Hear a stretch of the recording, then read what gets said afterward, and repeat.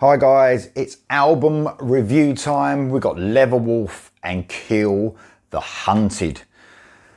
I was going to try and hang on listening to this album and release this video a little bit closer to the time. I could not help but listen to this album. I've heard two singles off this album just recently and blown away. Absolutely blown away. I was thinking, right, can I hold on a little bit longer and listen to the album? I go, no, I couldn't. I've heard this album 3 times now and it's already, I mean, we're in October now. So this is guaranteed one of the albums of the year, without a doubt. This is amazing stuff, guys.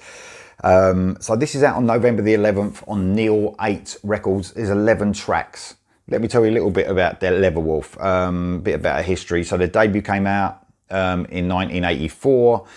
I had an album of theirs in 1987 called Leatherwolf, self-titled album, which was brilliant. Didn't follow them much myself back then. So this is basically the Leatherwolf album in 87, and this one is all I've heard. And man, this album is just amazing. To think that they've, been away for quite a while, I believe, and then they come back with this is just a mind blower. It really is. If you haven't heard Leatherwolf, especially back then in late 80s, you had all the hair metals, glam rock scene, if you like, and they were something different. They gave you something heavier. They weren't thrash or anything, but they were quite aggressive, and they were something different. That's what I can really remember about Leatherwolf when I was growing up, when I was a teenager. Different than other bands, you could say. Probably alongside bands like, I would say their closest, you could compare these two, I suppose, would be Sabotage. And I would say that's probably, a good call as well on this album as well.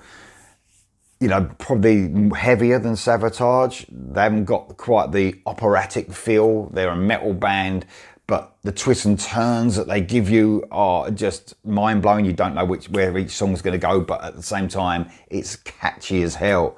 So this is actually only the 5th album from the band. So, I mean, it's just an amazing album from start to finish. There's no weakness. No weakness. There's just fucking good to brilliance, to excellence, to perfection. It is excellent. So 3 years writing this album, apparently, from start to finish. So from the writing to the final album. And it does sound like there's been a lot of work going into it, to tell you the truth. There's just so much going on, so much to digest, and it's sort of the layers of this album. The more you listen to it, and like I said, I've just done the 3rd listen, they become more evident and the hooks become clearer, and they do first time around, but it's almost peeling back so much. There's so much to digest, and it's fucking amazing, let me tell you. Let's talk about the production on this album, which is just, the guitars cut through so clean. They're so heavy. This is guitar. There's so much guitar on this. It says there's some keys on this, but I don't know if it's just for effect, but I can't hear a lot of keys, which is a good thing. I want guitar, and there's lots of that. Let me get onto the guitars in a minute, but it's produced by Dean Roberts, and it sounds amazing, this album. It's mixed by Randy Burns and mastered by Tom Baker. All these hands that went in to create this sound of this album, they need a real pat on the back. This is a proper good production on this. I mean, you hear some dodgy productions these days.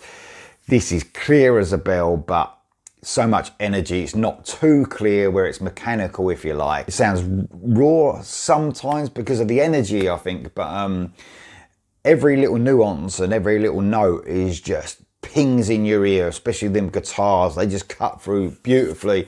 I mean, every instrument is just rammed up to the max. It's not over loud. It's not too loud, the production either. It's just perfectly, one of the best productions I've heard. So we've spoken a little bit about, it sound a little bit like Sabotage, I suppose, is the closest I can think. Probably the darkest sort of Maiden stuff you'll hear, or they're a metal band. They're very technical, very dark, very menacing and in your face. This ain't extreme metal, obviously, but it's very aggressive. Really aggressive stuff. It makes you fucking really energetic, and it makes you pumped up for sure. let me run you through the guys in the band. So there's only one founding member, who is Dean Roberts, who's the drummer, who also produced this, obviously. So he just is an amazing drummer. There's lots going on drum-wise on this as well. Almost tribal feels at times in little spurts. There's double kick drum, and it's really where the production's so fucking good as well. That sounds amazing as well. You know, you can really hear when they're hitting that double kick drum. The drums sound fantastic altogether. He does a great job on this. Barry Sparks is on the bass. So him and Dean Roberts are just fucking tight as you like. This is a proper tight metal album. You got a free guitar attack, and I think that's what Leatherwolf were all about. It was maybe a little bit unusual back, and I think they were a free guitar attack from the beginning, I believe. Any Leatherwolf fans might have to quote me wrong, but yeah, it's free guitar, triple guitar attack. And I know that's more, you know, popular now, except Maiden, of course, but I love the way it doesn't sound too much. Almost a good example of being too much guitar, free guitars doesn't work for me, would sometimes be Maiden now. A lot of that's to do with the production, and where it didn't work for me as well, where it's more evident, where it would be probably the Halloween album, even though that was a great album last year. You know, the free guitars I don't think worked. In this band, it fucking works, you know, especially when two are playing a lot of twin lead part on the rhythm guitars going in the background, and the production's got a lot to do with making that work. So the three guitars are Wayne Finley, Luke Mann and Rob Math.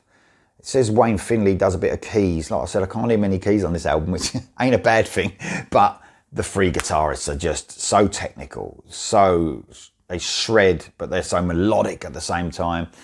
And the amazing, I mean, no, I don't know why I've heard of this guy before. He might have done some other stuff in other bands, probably has, but Keith Adamiak on the vocals is just a mind-blowing vocalist. This is one of the best vocal performances, I would say, of the year as well. And he has got, for me, I've mentioned Savatage already, I would say some slight similarities between the Savatage singer John Oliver.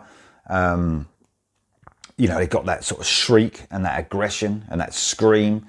And I would say a little bit, you know, the heights he can hit, we're talking sort of probably Queensryche-esque, not in the way of maybe Jeff Tate, maybe some Todd the Tourer, you know, the rawness, because Todd's a little bit more raw in his vocal style. So, but, you know, maybe on Todd's solo album, Rejoice to Suffering, maybe there's, you know, I can hear some elements of that but Keith Adamiak has got much of a real aggressive vocal nearly all the way, you know, rather than Todd's voices now and again, if you know what I mean.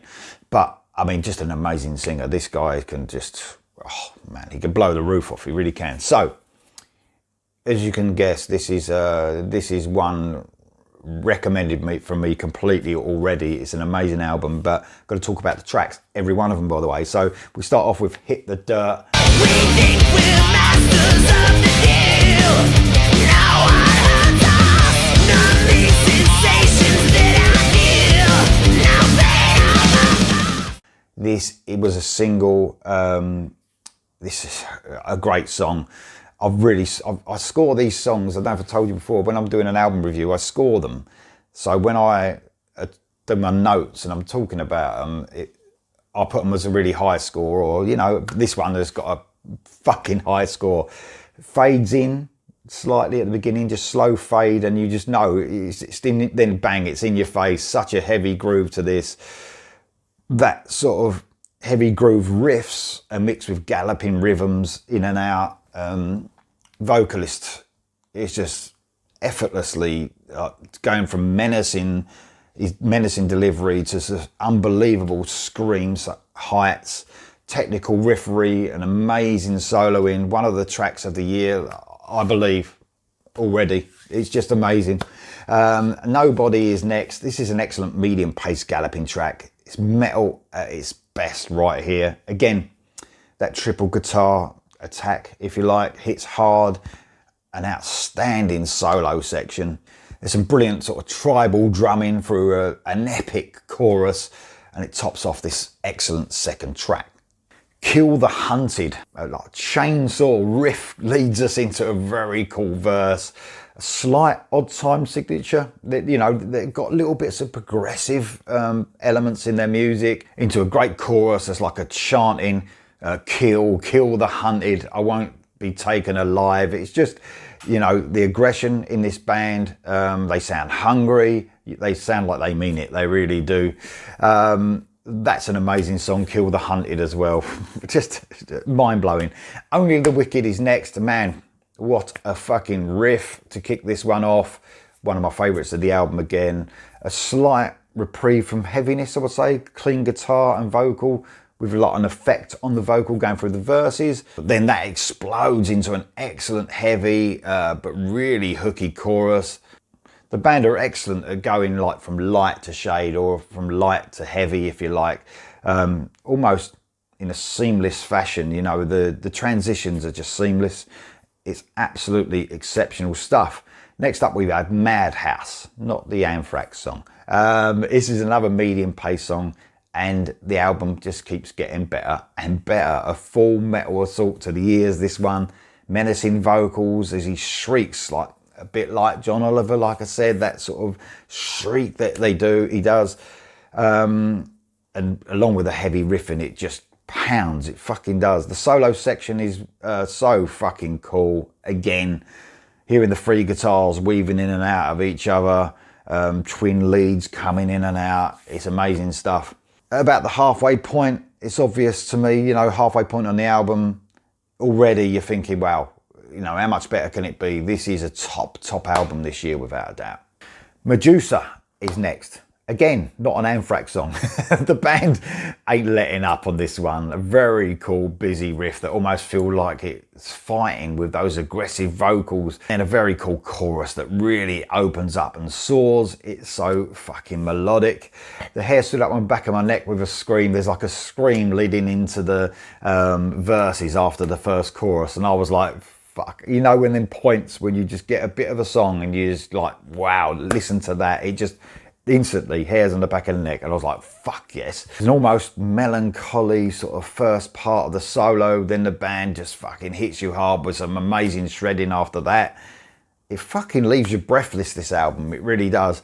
The Henchmen is next. Break the chains, no more indignity, fight to fight the henchmen of tyranny, all my life, blazing the path to the dying light. This was another single. Oh man, what can I say about this one? An absolute masterpiece of a track. It really is. The twists and turns in this song are absolutely unreal. There's a sort of cool, dark ballad feel to the beginning. By the way, this is probably one of the tracks of the year as well. Whether I include both or not, I've never done that before, but you know, two songs from one band, but it's an amazing song. Turns into a mind-blowing medium-paced galloping track, leaving you wondering where it's going to go next. It really does. What's going to happen?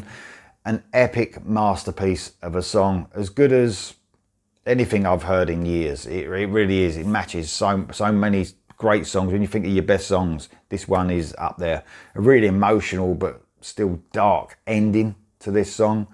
Again, leaves you breathless and wanting more. You want the next song to come. Evil Empires Fall. As far as pace is concerned, it slows down at this point, but the heaviness remains as we get a sort of heavy, dense, dark and brooding track.